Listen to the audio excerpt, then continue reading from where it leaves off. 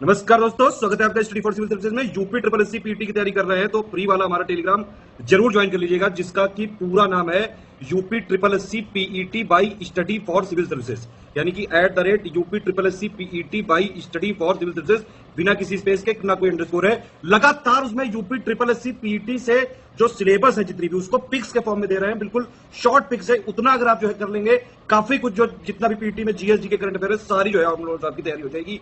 उसी में test series का भी लिंक मिलेगा, क्विज भी उसी में चालू कर दिया है। लगातार उसको फॉलो करके रखिए, लगातार आपके लिए लगे हुए हैं, आप देख रहे होंगे। उस ग्रुप की लिंक वीडियो के डिस्क्रिप्शन में दी हुई है, जो हमारा डिस्क्रिप्शन में है उसी से ज्वाइन करिएगा। वीडियो के जो डिस्क्रिप्शन में लिंक दी हुई है उसी से ज्वाइन करिएगा, या फिर ये वाला ग्रुप है, देख लीजिए ध्यान से। टेलीग्राम में ये लिख के सर्च करना है UP triple SC PET by study for civil services, बिना किसी स्पेस के। ये वाला ग्रुप है, अपना ध्यान रखिएगा। ये वाला दूसरा कोई चैनल है, इसको ज्वाइन कर सकते हैं आप चाहें तो। ये वाला हमारा मेन चैनल। इंस्टाग्राम में हमारा पेज फॉलो कर लीजिएगा, स्टडी फॉर सिविल .सर्विसेज। इसमें स्टोरी हाईलाइट, जो हाईलाइट हो प्लस पोस्ट जरूर देख करिए। सारे क्वेश्चन अटेम्प्ट करिए और स्कोर अपना जरूर कमेंट करके बताइए कितने आपके क्वेश्चन सही हो रहे हैं।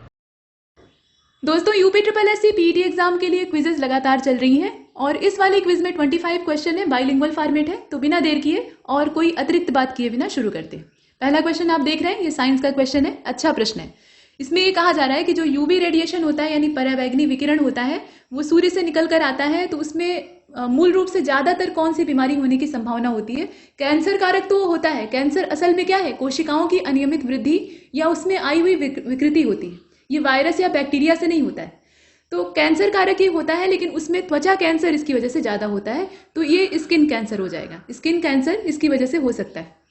हम ये जानते हैं कि हमारी अर्थ के चारों ओर एक मैग्नेटिक फील्ड है और ओजोन लेयर तो है ही है। ओजोन लेयर हमारे एटमॉस्फेयर का हिस्सा हो गया, वो यूवी रेडिएशन को रोकता है, पराबैंगनी विकिरण से हमारी रक्षा करता है। लेकिन उन सब के अतिरिक्त एक बाहर से मैग्नेटिक फील्ड है, जो कि हर प्रकार की सूर्य की हानिकारक जो तरंगे हैं, जो कि गर्मी फैलाने वाली हैं या नुकसानदेह हैं, जैसे माइक्रोवेव्स हैं उनकी, तो उसे रोकने का काम करता है। और ये बनता कैसे है? हमारी जो अर्थ है उसमें कई सारी लेयर्स हैं, आपने ज्योग्राफी में पढ़ा होगा। तो जो सबसे अंदर वाला पार्ट है उसे हम कोर कहते हैं, ठीक है। और कोर के भी दो पार्ट हमने डिवाइड किए हैं उसके प्रवृत्ति के आधार पे। जो एकदम बीच वाला पार्ट है वो तो सॉलिड है, वहां पे ठोस पदार्थ हैं, लोहा निकल वगैरह। और जो आउटर कोर है वो लिक्विड फॉर्मेट में है, और वो जो लिक्विड है वो घूमता रहता है, एक डायरेक्शन में तेज गति से घूमता है। और जब वो घूमता है, ये ऐसा होता क्यों है? अर्थ के घूर्णन की वजह से, रोटेशन की वजह से। तो जब ये घूमता है तो उसी की वजह से मैग्नेटिक फील्ड जनरेट होता है, और यही कारण है कि हमारी अर्थ को साउथ और नॉर्थ पोल मिले हुए हैं, यही रीजन है। अगर ऐसा नहीं होता, वॉन एलन बेल्ट यहाँ बनती है, मैग्नेटिक पूरी बेल्ट होती है, और सन रेज जो होती है, इसी की वजह से हानिकारक विकिरण पृथ्वी तक नहीं पहुंच पाता है। और कुछ काम ओजोन लेयर भी करती है। तो ओजोन लेयर अकेले यहाँ पे हीरो नहीं है, असली हीरो तो कोर है। अगर कोर घूमना बंद कर दे तो उसके बाद क्या हो सकता है, आप समझ सकते हैं। चलिए आगे देखते हैं। तो स्किन कैंसर इसकी वजह से होता है, जो सन का रेडिएशन है। अगले वाले को देखें। अगले वाले में आपसे कहा जा रहा है कि what is the SI unit of temperature. Temperature की एसआई यूनिट क्या है, यहाँ पे आप बताइए। तो ये तो आसान है, केल्विन होता है। हालांकि देखिए, सेल्सियस में भी हम टेम्परेचर को नापते हैं, फॉरेनहाइट में भी नापते हैं, बुखार वगैरह। लेकिन केल्विन जो होता है ये मूल मात्रक के तौर पे देखा जाता है, एसआई यूनिट, ठीक। के से इसको डिनोट करते हैं, कैपिटल के। अगला वाला देखते हैं, जूल किसकी अच्छा यूनिट है, बताइए। बाकी तीनों तो टेम्परेचर की हो गई, जूल जो है वो कार्य और ऊर्जा के लिए मात्रक का काम करता है। अगले प्रश्न में आपसे पूछा गया कि which among the following is not an example of emulsion. मतलब इसमें से कौन सा एक पायस, इमल्शन को हिंदी में पायस कहते हैं, उसका उदाहरण नहीं है। तो यहाँ आप देख सकते हैं 4 एग्जाम्पल आपको दिए हुए हैं। इसमें से आपको पायस का जो एग्जाम्पल न हो वो तलाशना है। मतलब 3 पायस हैं। तो चॉकलेट मिल्क है, बटर है यानी मक्खन, और विप्ड क्रीम है, मतलब जो फेटी हुई मलाई होती है, और दही है। तो इसमें दही जो है वो पायस का एग्जाम्पल नहीं है। बाकी जितने आप देख रहे हैं ना, वो पायस होते हैं, मतलब इमल्शन होते हैं एक्चुअली। अगले प्रश्न को देखते हैं। ये इंग्लिश का क्वेश्चन है और इसमें कहा जा रहा है कि 4 alternatives are suggested for question, choose the correct alternative out of 4। इसमें से आपको जो करेक्ट अल्टरनेटिव है वो सिलेक्ट करना है। तो पहले यहाँ सेंटेंस को देखते हैं। Virat Kohli added another feather, यहाँ आप देख रहे हैं, और उसके बाद ये ब्लैंक स्पेस है। His cap by his wonderful performance in one day match. जो वनडे मैच होता है उसमें इनकी जो वंडरफुल परफॉर्मेंस है, उसकी वजह से एक अनदर फेदर जो है वो ऐड हुआ। तो अब यहाँ पर कौन सा शब्द हम भरें जिसकी वजह से ये सेंटेंस कंप्लीट हो जाए। आपको अल्टरनेटिव इसका सिलेक्ट करना है। तो पहले इसके जो ऑप्शन है उसे देख लीजिएगा। ये सेंटेंस भी आपको यहाँ दिखाई दे रहा है पूरा, और जो ऑप्शन है, इन दिया है, टू दिया है, इनटू दिया है, और ऑन दिया है।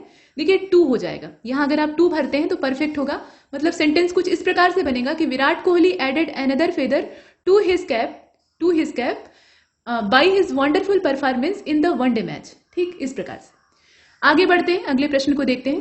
प्रश्न संख्या 5 में फिर से अंग्रेजी वाला मामला है और इसमें पूछा जा रहा है कि below are given alternatives to the quoted part. अब इसमें ABCD करके दिया हुआ है, विच में इम्प्रूव द सेंटेंस, जो कि सेंटेंस को इम्प्रूव करेंगे। Choose the correct alternative, in case no improvement is required choose option D. मतलब अगर आपको ये लगता है कि इसमें से कुछ चुनने लायक नहीं है जो कि इम्प्रूवमेंट कर सके, तो आप डी वाले ऑप्शन को चुन सकते हैं, मतलब इसमें से कोई नहीं। तो सेंटेंस को देखिए क्या दिया है, hardly nothing was offered to victims of the earthquake. तो पूरा सेंटेंस आपको देखना भी नहीं है वैसे भी, हालांकि आप अपनी समझ के लिए देख सकते हैं। इसमें जो इन्वर्टेड कॉमा में बंद पैक हुआ सेंटेंस का पार्ट है ना, उसी में आपको फेरबदल करना है। उसमें हम क्या इंप्रूवमेंट कर सकते हैं कि सेंटेंस बेहतर हो जाए। तो यहाँ कुछ ऑप्शन आपके सामने है, जैसे कि हार्डली समथिंग है, हार्डली एनीथिंग है, हार्डली लिटिल है, या नो इम्प्रूवमेंट का भी ऑप्शन है। तो आप एक काम कीजिए, इसमें हार्डली एनीथिंग लगा लीजिए। ठीक है, hardly anything was offer to, यहाँ देखिएगा offer to victim of earthquake. ठीक है, आगे चलते हैं, इसका बी वाला है। अगले प्रश्न में कहा गया कि an economic system combining private and state enterprises is called, मतलब एक आर्थिक व्यवस्था जो कि निजी और राज्य के उपक्रमों को आपस में मिलाकर काम करती है, उसको क्या कहा जाता है।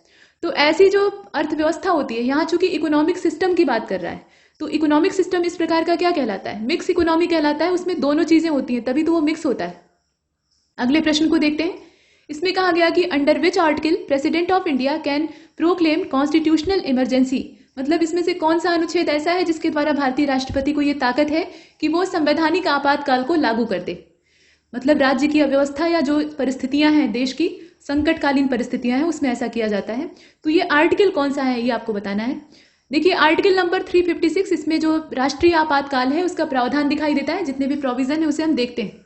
अगले वाले को देखते हैं। Which of the following are longest cell of human body, मतलब इसमें से मानव शरीर की सबसे बड़ी कोशिका कौन सी है, ये आपको बताना है।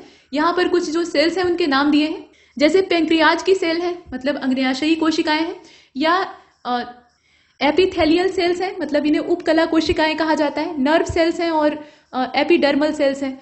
तो इसमें जो करेक्ट आंसर है, यहाँ पूछा क्या है पहले ध्यान से देख लीजिएगा। ये पूछा है कि सबसे बड़ी कोशिका कौन सी होती है, तो जो ऑप्शन है उसके आधार पे आपको आंसर देना होता है। चूंकि इसमें एपिडर्मल दिया हुआ है तो एपिडर्मल ही इसका करेक्ट आंसर होगा। ठीक है, तंत्रिका कोशिका तब हम नहीं चुनेंगे। ठीक, आगे चलते। अधिचर्मिक, यहाँ चमड़ी की बात हो रही। अगले वाले प्रश्न को देखते हैं। प्रश्न संख्या 9, which of the following 3 are regarded as environment friendly, मतलब कौन से 3 आर इसमें से हैं जो कि पर्यावरण के अनुकूल माने जाते हैं। तो ट्रिपल आर का जो फंडा है आपने कई बार पढ़ा होगा, रिड्यूस, रीयूज, रिसाइकिल। ठीक है, पहली चीज जो अपशिष्ट है उसमें चाहे प्लास्टिक हो या पर्यावरण के लिए हानिकारक जितने भी प्रकार के कचरे हो सकते हैं, वेस्ट हो सकता है, उसको रिड्यूस करना। और जो पहले से जनरेट हो गया है उसको रीयूज करना। और उसका रीयूज करने का जो तरीका है वो क्या है, रिसाइकलिंग है। मतलब हम कचरे का पुनर्चक्रण कर रहे हैं, तो इससे पर्यावरण को सहायता पहुंचेगी। तो यही है ट्रिपल आर, 3 आर। अगले वाले को देखते हैं। प्रश्न संख्या 10 में आपसे कहा गया कि व्हाट इज द ड्यूरेशन, मतलब ये मिनट में आपको ड्यूरेशन बतानी है, of 1/2 of a football match. मतलब फुटबॉल मैच के एक भाग की जो अवधि है मिनट में वो कितनी होती है बताइए। तो यहाँ कुछ आपके सामने विकल्प हैं। 45 मिनट होती है एक्चुअली, एक भाग की जो अवधि होती है, एक पार्ट की 45 मिनट होती है। अगला वाला देखते हैं, इसे हिंदी में पौना घंटा कहेंगे। यहाँ देखिए कहा गया कि गुरुद्वारा पंजा साहिब जो है, इसकी लोकेशन भारत के किस पड़ोसी देश में है। तो ये पंजा साहिब कहाँ पे है, पाकिस्तान में है। प से पंजा साहिब और प से पाकिस्तान, आप ऐसे याद कर सकते हैं। अगले वाले क्वेश्चन को देखते हैं, क्वेश्चन नंबर 12। इसमें कहा गया कि courier service comes under which sector, मतलब कुरियर सर्विस जो है वो किस सेक्टर के अंदर आती है। अब यहाँ पे जो प्राइमरी सेक्टर है, सेकेंडरी सेक्टर है और टर्शियरी सेक्टर है उसके तौर पे दिया हुआ है। तो ये सब चीजें कहाँ आती हैं, ये टर्शियरी सेक्टर में आती हैं। ये प्राइमरी और सेकेंडरी में तो आएंगे नहीं, और दोनों में हो ही नहीं सकते। इसके बाद आगे बढ़ते। प्रश्न आपके सामने है और आंसर आप भली भांति जानते हैं, इसमें बताने की जरूरत भी नहीं है। मतलब सिराजुद्दौला को हराने वाला लॉर्ड क्लाइव, ये कौन सा युद्ध था भाई। तो धोखे से जीता था ये रॉबर्ट क्लाइव जो था, ये धोखा किया था, मतलब मीर जाफर को अपनी तरफ मिला लिया था। तो बैटल ऑफ प्लासी है। ठीक है, इसके बाद आगे चलते हैं। अगले वाले प्रश्न में पूछा गया कि आल्पस माउंटेन रेंज जो है इसकी लोकेशन किस कॉन्टिनेंट में है। यहाँ कॉन्टिनेंट पूछ रहा है तो यूरोपियन कॉन्टिनेंट में पड़ेगा। यहाँ देश के हिसाब से तो पूछा नहीं है, हाँ देश भी पूछ सकता है, तो आप उसके लिए भी तैयार रहिएगा। अगले वाले को देखते हैं। प्रश्न संख्या 15 में कहा गया कि ITC-Z का असंक्षिप्त रूप क्या है, मतलब इसका आपको प्रसार बताना है, फुल फॉर्म ITC-Z। तो इसमें आप देख लीजिए, इसका जो करेक्ट आंसर है वो हो जाएगा inter tropical convergence zone. Inter tropical convergence zone यानी अंतर उष्णकटिबंधीय अभिसरण क्षेत्र, और ये एक तरह का आभासीय क्षेत्र होता है जो कि सूर्य की गर्मी के हिसाब से नियंत्रित होता है। भूमध्य रेखा के आसपास इसकी अवस्थिति होती है, और जैसे जैसे सूर्य की परिस्थितियां बदलती है, मतलब पृथ्वी जो है वो सन के चारों ओर घूमती है, तो उसके अकॉर्डिंग जो परिस्थितियों में बदलाव होता है, तो ये नॉर्दर्न हेमिस्फीयर और जो साउदर्न हेमिस्फीयर है उसकी ओर खिसकता है, और जिधर भी ये खिसकेगा वहां गर्मी बढ़ेगी। आगे बढ़ते हैं, अगले प्रश्न को देखते हैं। प्रश्न संख्या 16, what is the role of new metaphors. ये जो वर्ड है ना, इसमें पी का जो प्रोनाउंसिएशन है वो साइलेंट रहेगा, तो न्यू मेटाफोरस इसको प्रोनाउंस करेंगे। खैर, तो इसका रोल क्या है? अब रोल यहाँ दिया हुआ है, जैसे देखिए कि पौधों को जानवरों से बचाता है, या श्वसन के लिए ऑक्सीजन देता है, या सपोर्ट करता है प्लांट को, मतलब सीधा खड़ा रहने के लिए, और प्लांट के जो पॉलिनेशन होते हैं उसमें सहायता करता है। तो असल बात यह है कि ये श्वसन के लिए ऑक्सीजन देता है, ये जो प्रोसेस है इसमें श्वसन के लिए ऑक्सीजन मिलता है। आगे बढ़ते हैं, अगले प्रश्न को देख लें। 17वें में कहा गया कि which of the following pair is correct. तो समर ओलंपिक 2020 टोक्यो, और summer Olympic 2016 Rio de Janeiro, और समर ओलंपिक 2012 लंदन। यहाँ समर ओलंपिक मतलब मेन जो ओलंपिक है उसकी बात हो रही है, एक विंटर ओलंपिक भी होता है। तो ओलंपिक खेल चल रहे हैं, तो इससे अच्छे खासे प्रश्न बनने की बड़ी अच्छी खासी संभावना भी है। बताइए इसमें से कौन सा आपका परफेक्ट है, मतलब जो करेक्ट है वो आपको तलाशना है। विकल्प आप देख रहे हैं, डेट दी हुई है इसमें, और इसका जो राइट आंसर है वो डी हो जाएगा। आप देख रहे हैं कि सभी सही है। डी को चुनने का मतलब क्या है कि ये सब परफेक्ट है। 2020 का हो रहा है, भले ही 2021 में, लेकिन वो 2020 का ही तो है। उसे एक्चुअली होना चाहिए था उसी समय, लेकिन कोविड आ गया। कोविड अभी भी है लेकिन खेल होगा। और summer Olympic 2016 Rio de Janeiro में हुआ था, और 2012 वाला कहाँ हुआ था? लंदन में हुआ था, और अब तक सर्वाधिक पदक हमने इसी वाले में जीते हैं, 2012 वाले में, ठीक है, लंदन ओलंपिक में। अब इस बार देखना है, अभी कुछ दिन बचे हुए हैं और कुछ उम्मीदें बची हुई हैं कि कितने पदक भारत और जीतता है, और रिकॉर्ड अपना पिछला वाला तोड़ता है या नहीं। पदक के मामले में हम काफी पीछे रह जाते हैं, जबकि पॉपुलेशन हमारी अच्छी खासी है और इसमें युवा आबादी अच्छी है। देखिए 17वें में कहा गया, यहाँ वही चीज हिंदी में दे दी है। चलिए छोड़ दीजिए इसे, आगे चलते हैं। प्रश्न संख्या 18, संस्कृत नाटक है नागानंद। अब इसकी रचना किस शासक के द्वारा की गई है, मतलब कौन से इंपरर के द्वारा इसको लिखा गया है, ये आपको बताना है। तो हर्षवर्धन के द्वारा लिखा गया है। हर्षवर्धन एक विद्वान व्यक्ति थे और उन्होंने कई सारे नाटक लिखे थे। संस्कृत के वो निष्णात विद्वान थे, एक अच्छे चरित्र के व्यक्ति थे, तो नागानंद उन्हीं के द्वारा लिखा गया है। इसके बाद अगले प्रश्न को देखते हैं। Which of the following pair या पेयर्स इज आर इनकरेक्ट। अब इसमें से गलत की तलाश आपको करनी थी, तो इसमें रिवॉल्यूशंस के नाम दिए हैं, जैसे हरित क्रांति है, सुनहरी क्रांति है, गोल क्रांति है, वैसे वाला किसका संबंध किससे है, और इसमें से गलत की तलाश आपको करनी है। तो देखिए, गोल्डन रिवॉल्यूशन यानी सुनहरी क्रांति, ये फ्रूट प्रोडक्शन से जुड़ा हुआ है, फल के उत्पादन से। ब्लू रिवॉल्यूशन जो है ये प्रोडक्शन ऑफ फर्टिलाइजर, मतलब जो उर्वरक है उनके उत्पादन को बढ़ाने से जुड़ा हुआ है। और येलो रिवॉल्यूशन जो है ये for the production of eggs यानी अंडा उत्पादन से जुड़ा हुआ है। तो आप बताइए कि इसमें से सही क्या है, और सही नहीं खोजना है, असल में गलत खोजना है। इसका जो हिंदी वर्जन है वो आप यहाँ देख रहे हैं, ठीक है। और देखिए इसका जो करेक्ट आंसर है वो हो जाएगा इसमें से बोथ सेकेंड एंड थर्ड।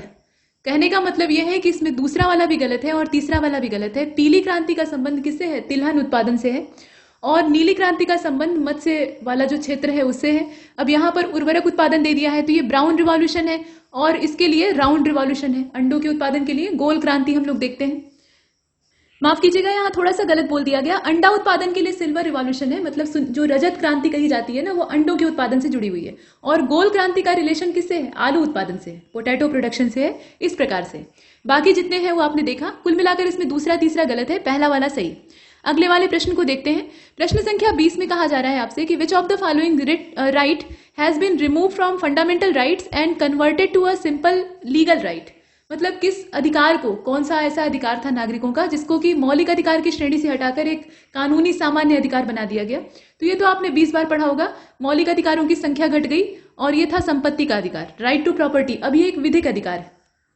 अगले प्रश्न को देखते हैं। प्रश्न संख्या 21, ये हिंदी का प्रश्न है, और इसमें कहा गया कि सद्धर्म, ये आप देख रहे हैं शब्द सद्धर्म, इसका सही संधि विच्छेद आपको बताना है। तो सत और धर्म होगा इस प्रकार से, त के नीचे ऐसे हलंत लगा है, प्लस लगाइए और धर्म लिख दीजिए। जब ये आपस में जुड़ेंगे तो ये त जो है ये द में कन्वर्ट हो जाएगा। संधि के नियम आपको पता होने चाहिए। इसके बाद अगले प्रश्न को देखते हैं।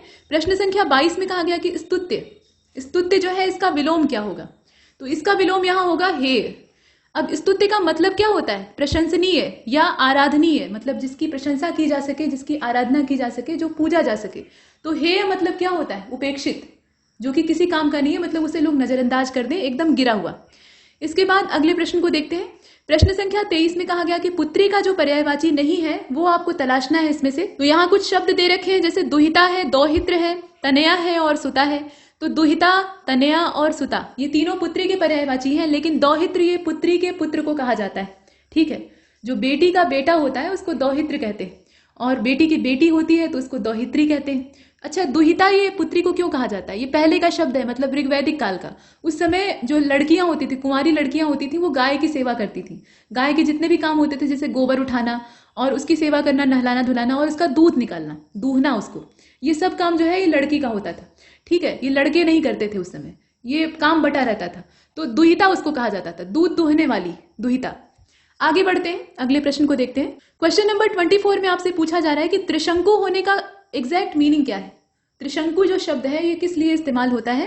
तो किसी और का जो नहीं रहता है, कहते हैं ना धोबी का कुत्ता न घर का न घाट का, तो वही वाली बात है। त्रिशंकु बीच में लटक गया। त्रिशंकु एक व्यक्ति का नाम था और वो अपने कर्मों के चलते न तो आकाश में चले जाते हैं स्वर्ग की ओर, न ही धरती पर आ पाते हैं, न पाताल में ही जाते हैं, वो बीच में टंगे रहते हैं, अधर में लटके रहते हैं। इसके बाद अगले प्रश्न को देखते हैं। प्रश्न संख्या 25 और अंतिम इस क्विज का क्वेश्चन है। इसमें कहा गया कि कौन सी किताब प्रेमचंद जी के द्वारा नहीं लिखी गई है। तो उन्होंने ढेर सारी कहानियां और ढेर सारे उपन्यास लिखे, लेकिन इसमें से ध्रुव स्वामिनी जो है वो जयशंकर प्रसाद जी का उपन्यास है। इनका प्रेमचंद्र से कोई कनेक्शन नहीं है, बाकी जितने भी है ना वो प्रेमचंद के द्वारा रचित हैं। तो इस प्रकार से हमने यहाँ तक देखा, और ऐसे कई सारे क्वेश्चन वाली क्विज आपको मिलती रहेगी। बने रहिए हमारे साथ, लेकिन तब तक के लिए नमस्कार।